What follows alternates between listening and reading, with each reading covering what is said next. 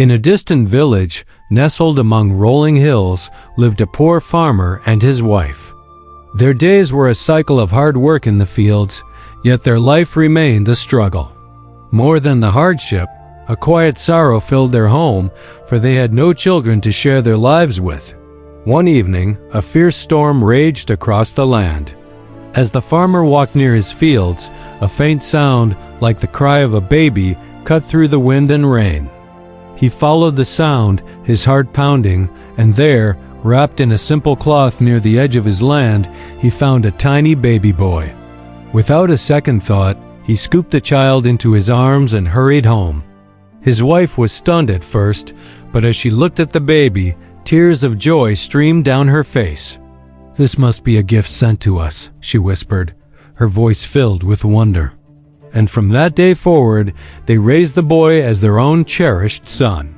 He grew into a strong, gentle, and hardworking young man. He was his parents' shadow in the fields, tirelessly plowing the soil, planting seeds, and carrying water under the blistering sun. While other young men in the village complained about the exhausting labor, he worked with a quiet and patient determination. As the years passed, something extraordinary began to happen. The crops in his family's fields started to flourish like never before. The grains were fuller, the harvests were more abundant, and his fields glowed with a healthy, vibrant green. But this success didn't bring him friends. Instead, it sowed seeds of jealousy in the hearts of the other villagers. Whispers turned into accusations. Some claimed he was using secret tricks to cheat. Others openly mocked him, calling him strange and aloof. The cruelty escalated. A few villagers, consumed by envy, snuck onto his land at night, breaking his tools and trampling his young crops. Through it all, the young man never retaliated. He remained calm, met their insults with silence, and simply worked harder, treating everyone he met with unwavering respect.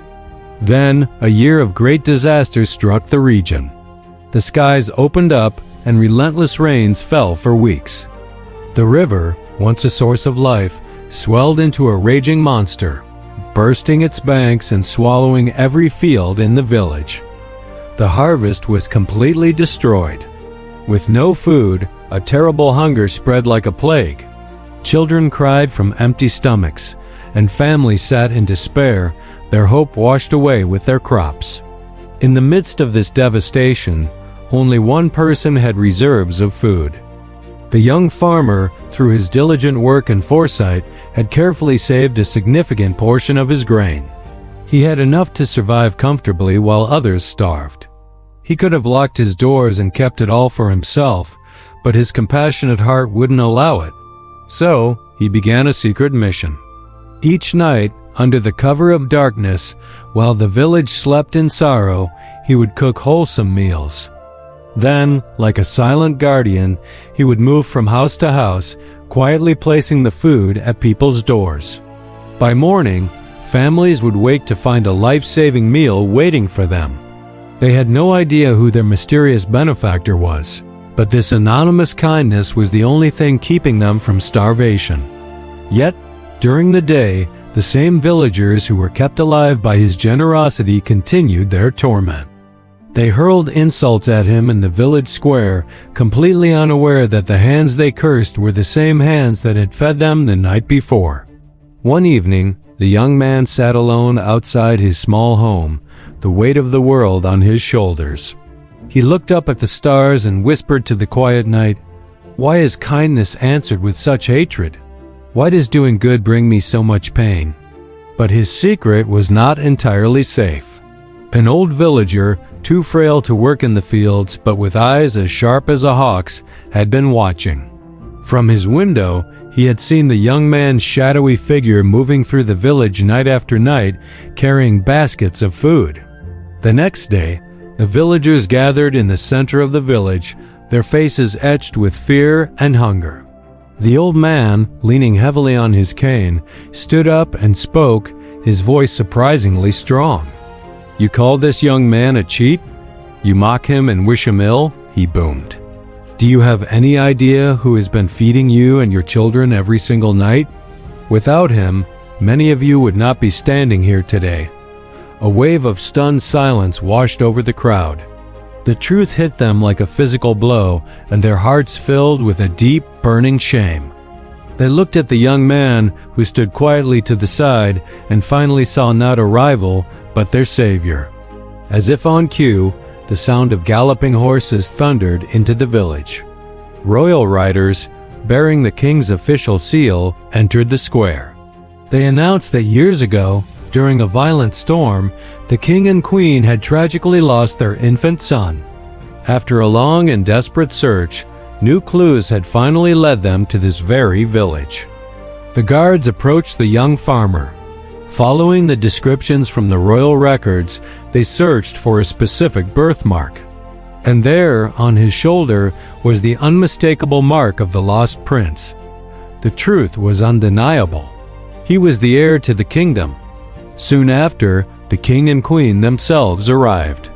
Overcome with emotion, they rushed to their son and embraced him, tears of joy streaming down their faces after years of sorrow.